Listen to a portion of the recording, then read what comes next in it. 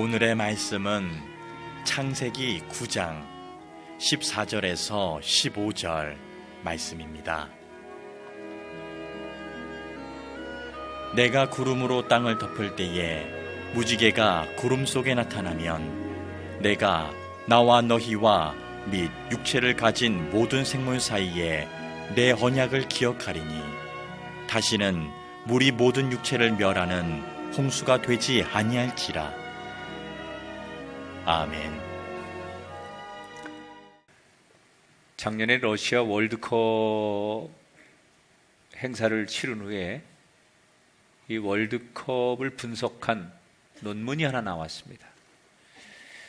근데 흥미로운 것은 언제 골이 제일 많이 터지느냐,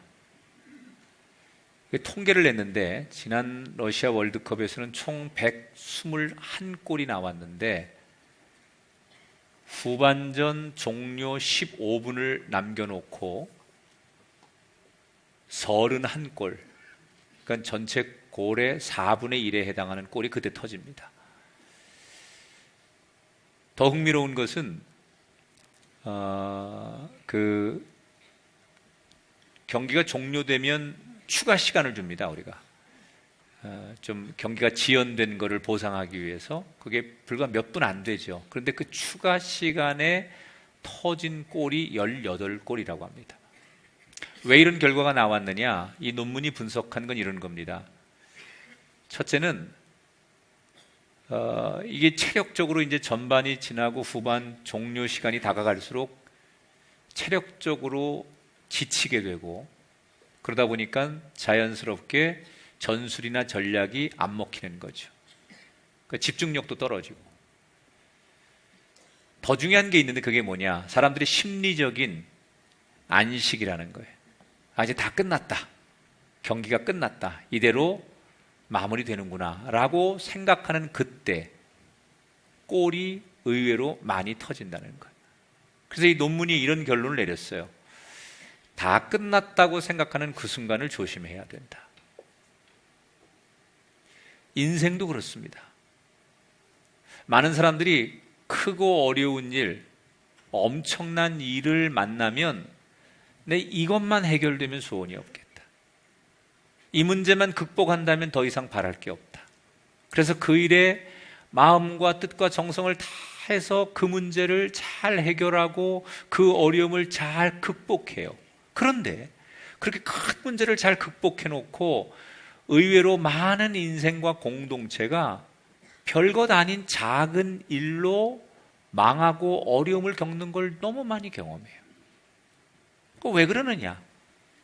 큰 산을 하나 넘고 나면 아, 이제 됐다, 끝났다 라고 하는 그 긴장이 풀어지기 때문에 오히려 사소하고 별것 아닌 일에 더 큰 어려움을 겪는다는 거예요.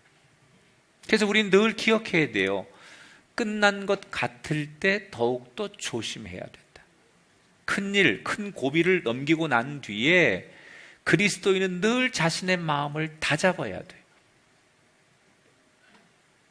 이 문제 해결됐으니까 난 됐어, 그게 아니라 다시 자신의 마음에 내가 더 새로워져야지 라는 마음을 작은 문제 앞에서도 가져야 된다는 거예요. 오늘 그러한 교훈을 주는 아주 딱 떨어지는 얘기가 우리가 나눌 창세기 9장의 노아의 이야기예요. 지난 시간에 노아가 홍수가 끝나고 1년 10일 만에 처음으로 땅을 밟는 이야기를 소개해 드렸어요. 자, 정말 오랜만에 바깥 세상에 나와서 1년 넘게 못 봤던 세상을 바라보는 그들의 시선은 어땠을까? 무너진 건물들의 잔해와 물에 휩쓸렸던 돌과 바위, 그리고 수 없는 죽음의 흔적들인 뼈들이 여기저기 널려 있었습니다. 한마디로 아수라장입니다. 그런데 희한한 것은 그 뼈와 돌들 사이로 어린 나무와 새싹들이 올라오고 있었어요. 죽음의 흔적, 절망과 심판의 흔적이 가득한 세상 한복판에 새로운 생명이 싹트는 걸 보면서 묘한 생각이 드는 거예요. 그러나 현실적으로 이 노아가 마주한 홍수 이후의 세상은 절망의 땅 아닙니까? 도대체 어디에 가서 무엇을 새롭게 시작하고 해야 될지 막막하고 계획을 세울 수 없고 기가 막힌 현실이에요. 정말 이렇게 절망적이고 막막한 상황에 직면한 노아가 제일 먼저 뭘 하느냐? 하나님 앞에 예배를 드립니다. 여러분, 아무것도 없는 절망의 순간에, 기가 막힌 순간에 인간의 지혜와 능력이 도무지 어디에도 적응될 수 없는 그 상황에 드리는 이 노아의 예배를 저는 그냥 예배가 아니라 처절한 몸부림의 예배였을 거라고 생각해요. 어떻게 예배를 그냥 드렸겠습니까? 정말 하나님 앞에 처절히 몸부림치는 절박한 예배를 드리는 거예요. 우리 인생도 이래야 돼요. 예수 믿어도 우리 인생에 고난이 옵니다. 예수 믿었다고 우리가 늘 형통하고 평안한 게 아닙니다. 어느 때는 우리 인생, 내 가정이 아수라장이 되고 고난의 현장이 되고 기가 막히고 막막한 순간을 만날 때가 있습니다. 그때 우리는 뭘 해야 되느냐, 내가 왜 이래야 되느냐라고 원망하고 한탄하는 게 아니라 오늘 우리는 노아처럼 그 절망의 순간에 하나님을 부르짖는 절실한 예배가 필요하다는 거예요. 노아가 드린 그 예배 속의 내용은 뭘까요? 지금까지 지켜주신 하나님의 은혜를 감사하고 내가 살아났으니 앞으로 잘 살겠다라고 하는 희망의 결단을 했을 거예요. 너무나 절실하게 드리는 그 예배를 하나님께서 기뻐 받으셨어요. 그래서 노아에게 응답을 하시는데 오늘 성경에 보면 두 가지를 약속하세요. 첫째, 공식적으로 이때부터 인간에게 육식을 허락하세요. 그런데 조건이 하나 있었어요. 피가 있는 채로 먹지 말라는 거예요. 왜 피가 있는 채로 먹지 말라고 하셨을까? 피는 생명을 상징하는 거예요. 다시 말하면 하나님의 이 말씀은 무슨 일을 하든지 생명을 존중하라는 거예요. 우리가 어쩔 수 없이 동물을 죽여야 하거나 도구로 써야 될 때도 동물을 수단으로 멸시하지 말고 같은 생명으로 아끼고 존중하라는 거예요. 생명을 존중해야 된다는 거예요. 저는 이 하나님이 피 있는 채로 먹지 말아라라고 하는 이 얘기가 생명을 존중한다라는 뜻이라면 이걸 우리가 이렇게 해석을 해야 돼요. 하나님은 나를 한 번도 버린 적이 없어요. 이 땅에 어떤 생명도 하나님은 차별하지 않아요. 그래서 우리는 하나님이 차별하지 않는 생명을 우리가 마음대로 차별하면 안 돼요. 나보다 힘이 없다고, 나보다 이 사람이 지위가 미치라고, 나이가 젊다고 이 사람 무시하면 안 돼요. 모든 생명을 하나님은 다 존중해요. 그래서 우리 이웃도 세상의 어떤 부족도 우리는 하나님을 믿는 사람으로서 다 그 생명을 가진 사람들을 존중하고 사랑해 줘야 돼요. 심지어 동물까지도 인간이 함부로 잔인하게 하면 안 된다는 거예요. 이게 성경의 가르침이에요. 옆 사람한테 이렇게 인사하겠습니다. 하나님이 당신을 아끼시니 나도 당신을 아끼겠습니다.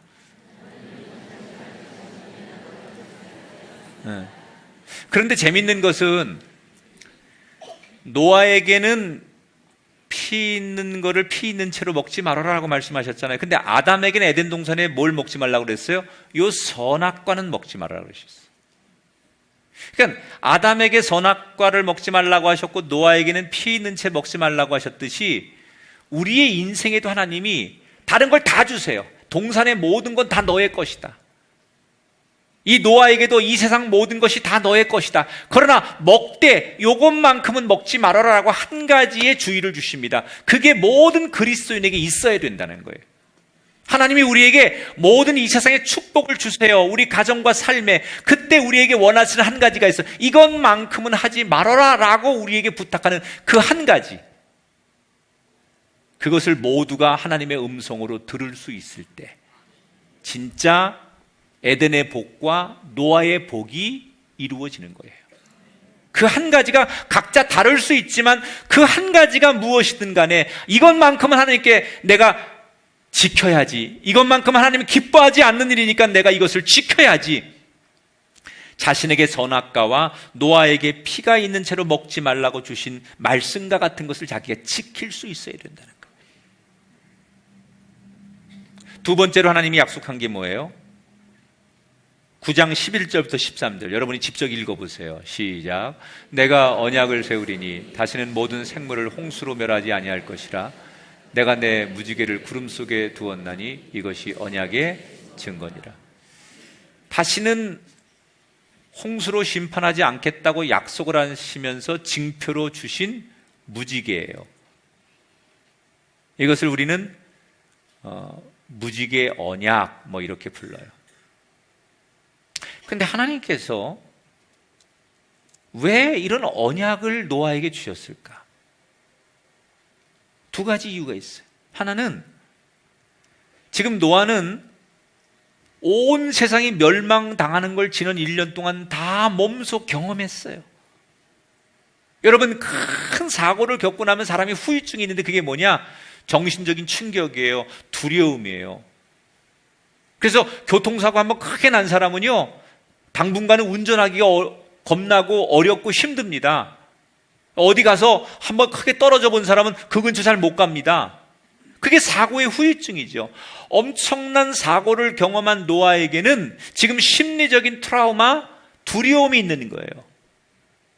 그런 노아에게 새로운 인생을 살게 해야 하는 하나님으로서는 뭐가 필요하느냐? 두려움을 이기는 평안이 필요한 거예요. 그래서 하나님이 의도적으로 그의 두려움 대신 평화를 주기 위해서 무지개를 약속하는 거예요. 무지개는 세상 말로 뭐예요? 애들 말로 겁먹지 말아라, 쫄지 말아라, 그런 얘기예요. 야, 내가 다시는 그렇게 안 할 거야, 겁먹지 마, 두려워하지 마 라고 하나님이 위로하는 사인이 무지개였다는 거예요.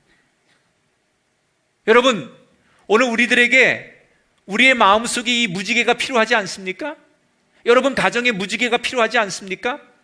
세상 살면서 너무나 많은 두렵고 어렵고 힘든 일을 만나는 우리들에게 순간순간 우리 마음속에 무지개가 있어야 하고, 여러분 가정에 무지개가 있어야 합니다. 하나님께서 그거 보실 때마다, 그거를 들을 때마다 걱정하지 마, 내가 네 편이야, 너 그렇게 만들지 않을 거야, 내가 널 지킬 거야, 너를 절대로 외롭게 안 할 거야, 너를 세상에 버려두지 않을 거야.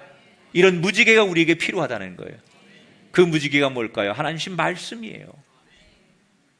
여러분, 우리에게 주신 이 성경 말씀이 이 시대 하나님 우리를 위로하는 무지개고 말씀이에요. 그래서 우리는 이 말씀을 들어야 돼요. 이 말씀을 소유해야 돼요. 이 말씀을 봐야 돼요. 이 말씀을 읽어야 돼요. 이 말씀과 가까이 지내야 돼요. 왜? 그것이 나의 삶에 용기와 위로를 주는 거니까. 두 번째 무지개 약속을 하신 이유는 8장 21절에 힌트가 나와요. 내가 다시는 사람으로 말미암아 땅을 저주하지 아니하리니 이는 사람의 마음이 계획하는 바가 어려서부터 악함이라. 여러분, 사람은 악하다는 거예요. 하나님 보실 때 아담 안 그런 줄 알고 만들었더니 아담도 결국은 죄에 무너지더라는 거예요. 노아가 당대 의인이었어요. 모든 사람이 다 멸망당해도 노아는 의인이기 때문에 하나님 살려두신 거예요. 그런데 그런 완벽할 것 같았던 의인이었던 노아도 기나긴 시간이 지나다 보니까 방주 안에서 참지 못하고 까마귀도 날려보내고 비둘기도 날려보내면서 자기의 방식대로 하나님의 뜻과 상관없이 세상을 알아보려고 하는 그런 인간의 죄성, 본능, 이런 걸 하나님이 다 지켜보신 거예요. 그러면서 하나님 생각에 죄가 있을 때마다 그 죄를 묻고 죄에 대해서 심판을 하면 이 땅에 어느 누구도 살 수 없다는 걸 하나님이 아신 거예요.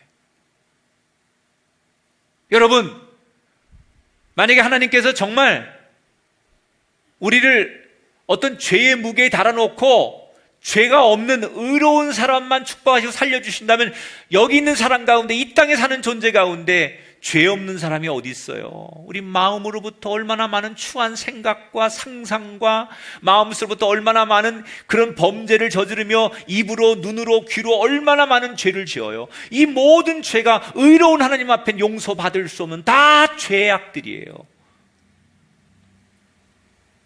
그러면 그런 사람들을 하나님이 다 죄값을 물으시면 누가 이 땅에서 멸망받지 않고 살 수 있겠어요? 그래서 하나님이 약속하시는 거예요. 너의 죄가 붉을지라도, 너의 죄가 많을지라도, 네가 연약할지라도 내가 너를 용납하고 너를 이해하겠다. 이건 우리 부모가 돼보면 알아요. 여러분, 자녀들에 대해서 처음에는 말도 하고 충고도 하고 큰 소리도 치고 뭐 그럽니다. 그런데 이 아이들이 사춘기 때 너무 빗나가고요, 막 가자 그러면요, 부모가 어떻게 해요? 기다리는 거예요. 그걸 수용합니다. 처음엔 내 자식이 어떻게 이러지? 내 아이가 어떻게 이러지? 충격을 받습니다. 그런데 그 사춘기 너무 심해가지고 애들이 강대강으로 나가면 부모가 나중에 다 똑같습니다. 그냥 기다립니다. 그걸 받아들입니다. 내가 용납합니다. 그래도 내 자식인데 내가 품어야죠. 내가 섬겨야죠. 그래서 그 자식을 용납하고 기다리는 거예요. 선생님이 제자에게 그런 거고요. 우리 세상에 살면서 직장 상사들이 밑에 직원들한테 하다 안 되면 내가 참자, 내가 기다리자, 내가 품자, 내가 그냥 받아들이자. 그래서 세상은 사라지는 거예요. 하나님께서 이 노아에게 주신 무지개의 언약, 내가 다시는 홍수로 너희를 심판하지 않겠다는 이 언약의 핵심이 뭐냐?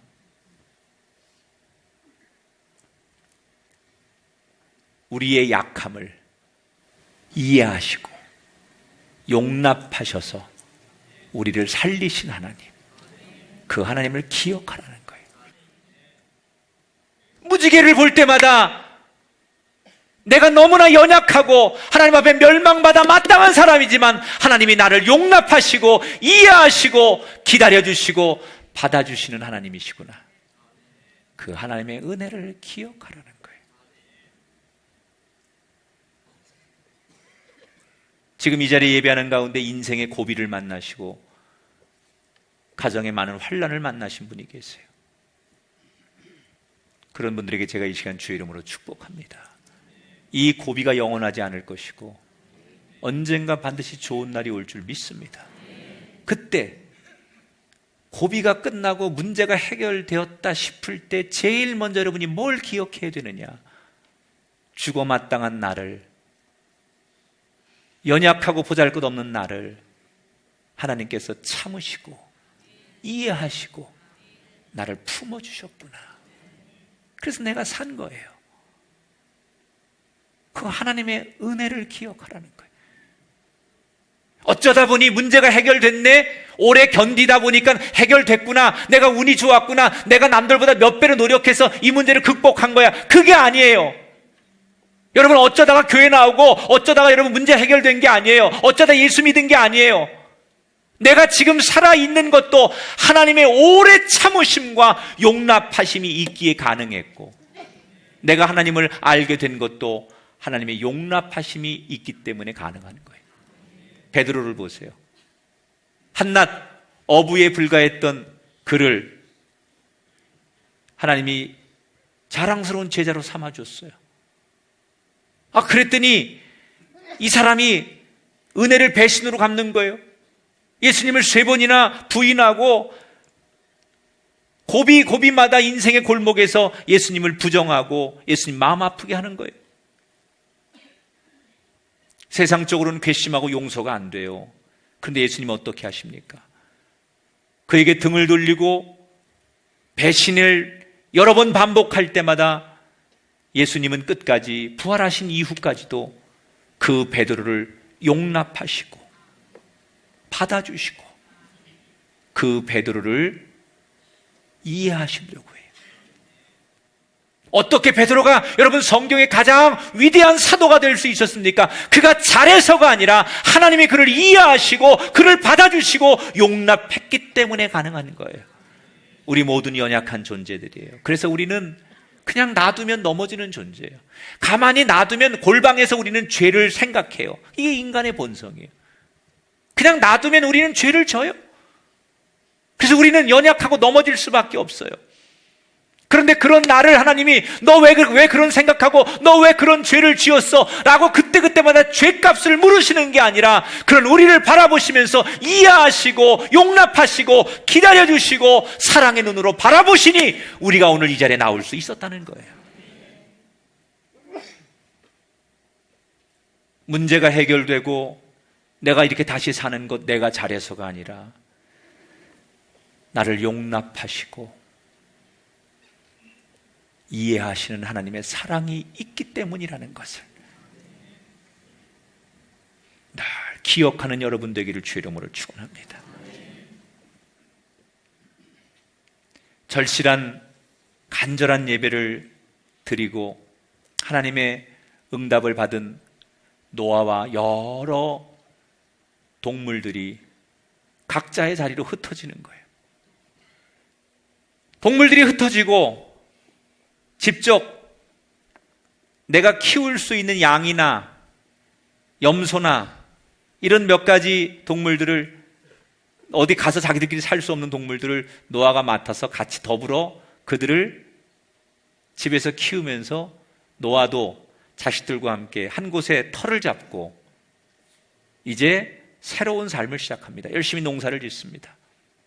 그 사이 자식들이 또 자식을 낳고 계속 인구가 증가하지요. 그리고 꽤 많은 자식의 자식들이 또 결혼해서 막 급속도로 인구가 늘어나고 이제 완전히 폐허가 됐던 이 세상은 집들이 생기고 여러 가지 문화와 문명이 만들어집니다. 그러던 어느 해 노아가 열심히 그 해에 포도 농사를 지었는데 굉장히 많은 수확을 거뒀어요. 그래서 이 수확된 포도를 가지고 포도주를 거하게 담급니다. 중동은요, 날이 덥기 때문에 음식이나 시체가 빨리 썩습니다. 그래서 포도를 오래 보관하려면 두 가지, 건포도를 만들든지 아니면 포도주로 만들어야 돼요. 게다가 이스라엘은 지하수에 석회질이 많아서 팔레스타인 사람들을 보면 담석이 많이 생깁니다. 그래서 이 담석을 막기 위해서 음료수 대용으로 포도주를 만드는 것이 이 중동의 문화고 그 당시의 관습이에요. 그러니까 지금의 우리의 시선으로 보면 안 돼요. 그때의 모습으로 보면 이 포도주를 만드는 건 당연한 거예요. 그렇게 포도주를 만들어 놓고 농사가 풍년이에요. 이제는 뭐 걱정 없어요. 하나님께서 너 다시는 이 땅에 이런 정말 심판하는 일 없을 것이다. 그러니까 여러분, 너무 무슨 뭐 이 땅이 뭐 지구가 폭발하고 뭐 어떻게 우주하고 뭐 부딪혀가지고 그런 거 걱정하지 마세요. 하나님이 성경에 다시는 이 지구를 어떤 것으로 인해서도 멸망시키지 않겠다고 약속하셔서 주님 오실 때까지 약속했으니까 그런 일이 없을 거예요. 매년마다 우리 저 홍수도 만나고 뭐 어느 나라에서 지진도 있는데요. 그거는 부분적인 거죠. 이 지구상이 그렇게 해서 멸망하는 일을 하나님께 다시는 하지 않겠다고 약속하신 거고, 그런 사실 자연의 재해나 무슨 뭐 해일이나 이런 건 인간이 지금 이 환경을 지키지 못해서 생기는 부분적인 현상들이에요. 그걸 전체로 해석하면 안 돼요.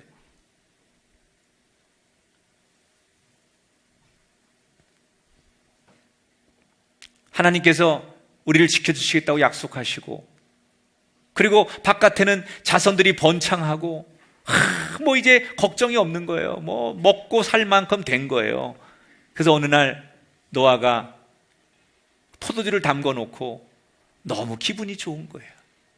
고생 끝에 낙이 온다고 이제 살만하고 행복할 일만 남은 거예요. 너무 기분이 좋아서 그랬는지 포도주를 손에 들고 한 잔을 딱 마십니다. 기분이 좋은 거예요. 그런데 한 잔이 두 잔이 되고 두 잔이 세 잔이 되고, 그날따라 왜 그렇게 술이 잘 들어가는지 술술 들어가서 술이에요. 취하려고 먹은 건 아니, 너무 좋아서 계속 술술 마시다 보니 정말 의도치 않게 취했어요. 그리고 세상 말로 필름이 끊겼어요. 그리고 필름이 끊긴 채로 그냥 널브러졌는데 옷을 홀딱 벗은 채로 잠이 들어버렸습니다. 그런데 노아의 아들 가운데 함이라는 아들이 자기 아들 가난을 드리고 아버지 방에 들어갔다가 아버지가 술에 취해가지고 홀딱 벗고서 잠들어 있는 모습을 본 거예요. 성경은 그냥 그 아버지를 보고 뭐 웃었다 이렇게 소개하지만 히브리 원문에 보면, 원어에 보면 어떤 단어를 쓰냐면 조롱하고 경멸하다.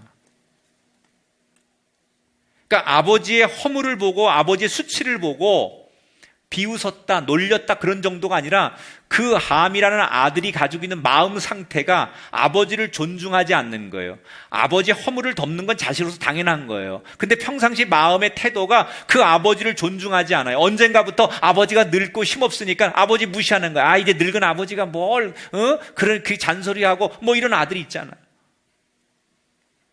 그래서 뭐라고 아버지한테 자기 아들 앞에서 자기 아버지를 흉보느냐? 아이, 우리 아버지 별거 아니네. 맨날 하나님 의로운 당대의 최고의 의로운 노아라고 그러고 하나님 앞에 경건해야 된다고 그러고 맨날 그러더니 아버지가 술 취해가지고 누워가지고 자고 있는 모습 앞에 아버지도 별거 아니네. 이제 우리 아버지 다 됐네. 야, 니네 할아버지 좀 봐라. 이러면서 평상시에 아버지를 존경하지 않는 그 마음의 생각이 이 장면 속에 다 고스란히 등장하는 거예요.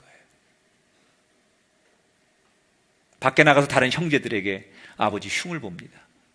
그때 다른 아들들이었던 셈과 야벳이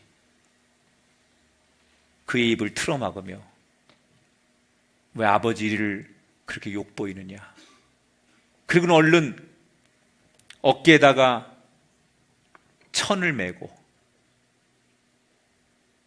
뒷걸음질로 들어가서 아버지의 그 흉한 모습을 볼 수 없다고 뒷걸음질을 해서, 어떤 분은 이 어깨에다가 맨 천이 훗날 예수님의 십자가다 이렇게 해석하는 분도 있는데,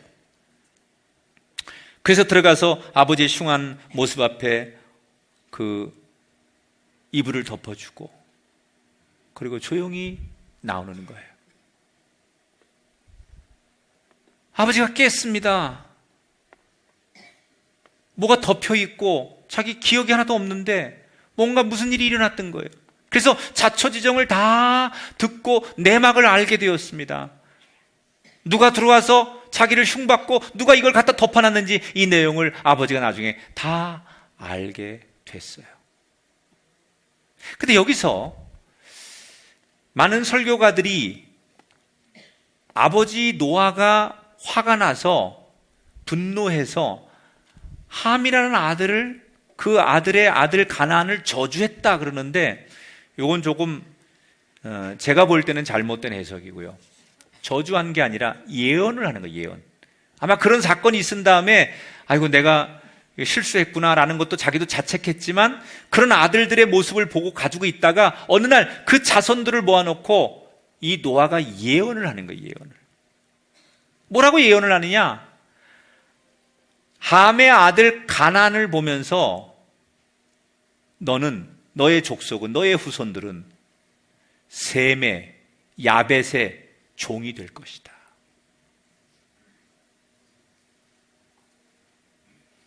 그리고 셈과 야벳은 축복을 예언해요. 자, 여기서 여러분, 하나님이 예언의 목적은 어떤 거냐면, 예언이라는 것은요, 그대로 이루어지는 거죠. 하나님의 생각이죠. 근데 그 예언을 우리에게 미리 선지자를 통해서, 말씀을 통해서, 주의 종을 통해서 하시는 이유는 뭐냐면, 예를 들면 함에게 하는 예언처럼 이런 징계와 환난이 있을 것이라고 예언하는 것은 어떤 메시지냐면, 그런 일이 있을 것이니 지금이라도 돌이키라는 거예요. 하나님 앞에 회개하라는 거예요. 그렇게 되지 않도록 너희들이 하나님 앞에 다시 엎드려 참회의 기도를 드리고 하나님 앞에 용서를 받고 새롭게 거듭나라는 그런 하나님의 은총의 기회. 축복의 예언을 하는 건 뭐예요? 내가 너를 그렇게 축복할 테니 그 믿음을 잃지 않고 그 마음을 잃지 않고 그때까지 그 마음으로 승리하고 살아가라라고 하는 하나님의 격려. 그러니까 예언은 한 번 나오면 그대로 된다가 아니라, 그 예언이 하나님이 주시는 예언 속에는 그대로 되는 과정 속에 돌이켜야 될 사람, 회개해야 될 사람, 그리고 바꿔야 될 사람에게 기회를 주시는 거예요. 경고하는 거죠. 그런데 그 경고를 무시하고 그냥 살면 그대로 되는 거겠죠.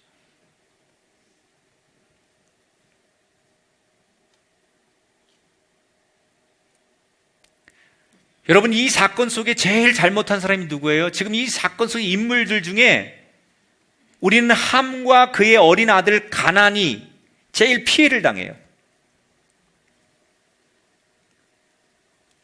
우리 상식에도 말이 안 되죠.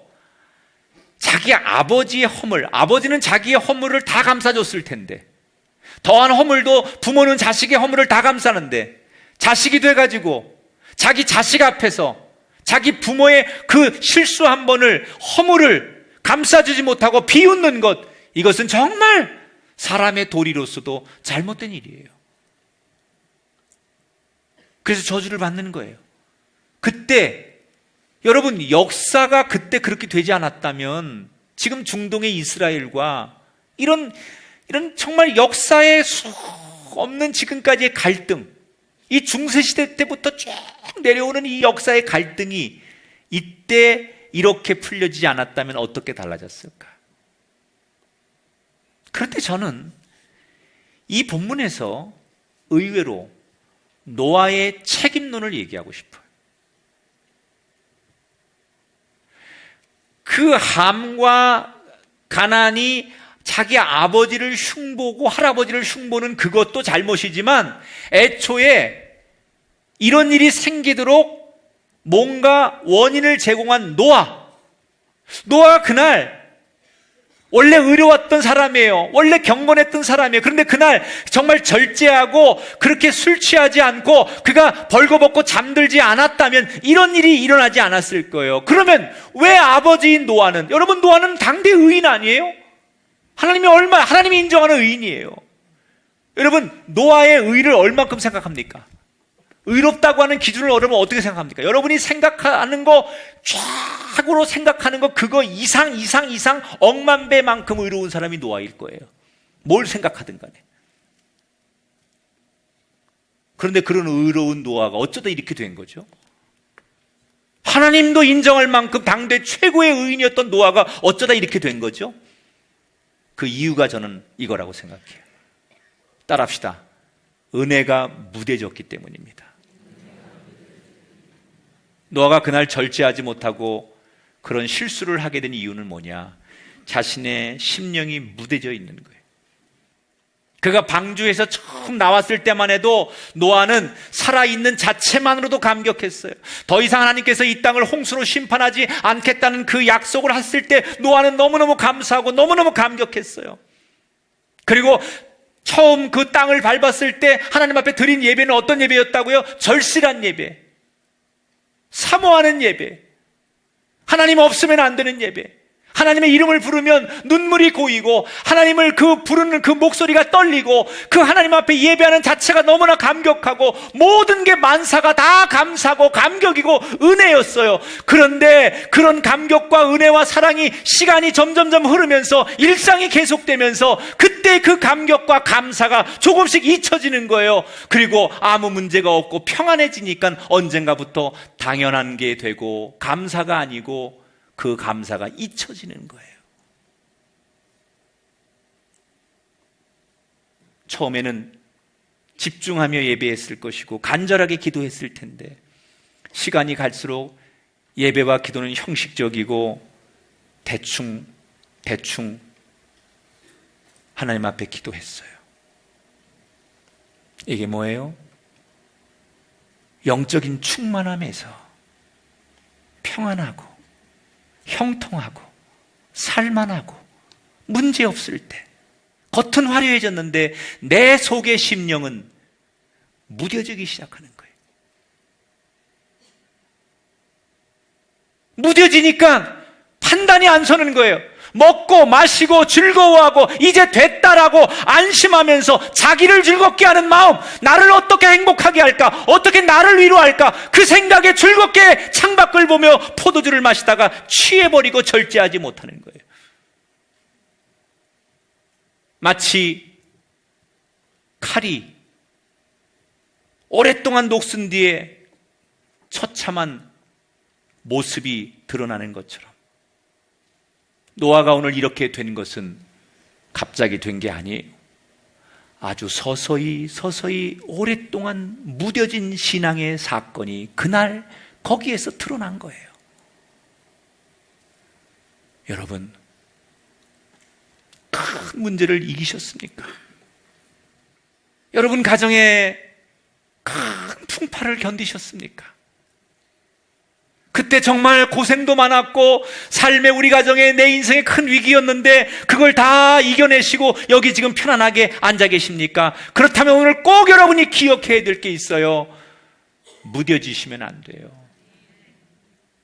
그때 그 문제 앞에서 여러분 얼마나 절실하게 하나님 앞에 기도했어요. 새벽에도 저녁에도 하나님 나 좀 살려주세요. 하나님 우리 가정 좀 일으켜주세요. 하나님 우리를 버리지 마세요. 그렇게 부르짖고 그렇게 울부짖고 그렇게 하나님을 찾았던 그 여러분의 영적인 예민함이 다 어디 갔냐는 거예요. 그때 하나님을 부르며 감격하고 눈물을 흘리고 떨리는 목소리로 하나님의 이름을 불렀던 그때의 그 마음 그 심령은 다 어디 갔냐는 거예요. 받은 복이 너무 많아서 지금은 아무 문제가 없어서 그때만큼 하나님을 간절히 부르지 못하고 하나님을 기억하지 않는다면 지금 우리의 모습은 뭐예요? 무뎌져 있는 노아의 모습이에요. 다 끝났다고 생각할 때 한 가지를 붙들어야 돼. 무뎌지지 말자. 깨어나자. 지금 마음 잊지 말자. 내일도 오늘 같을 것이고 내년도 오늘 같을 것이고 하나님 없인 못 살아요 라고 말했던 그때처럼 그렇게 살리라. 그래서 노아보다 이 시대 더 멋진 삶이 우리 교우들에게 여러분 가정 속에 펼쳐지시는 삶의 여정이 되시기를 주의 이름으로 축원합니다. 옆 사람한테 인사하십시다. 다 끝났을 때를 조심해야 합니다.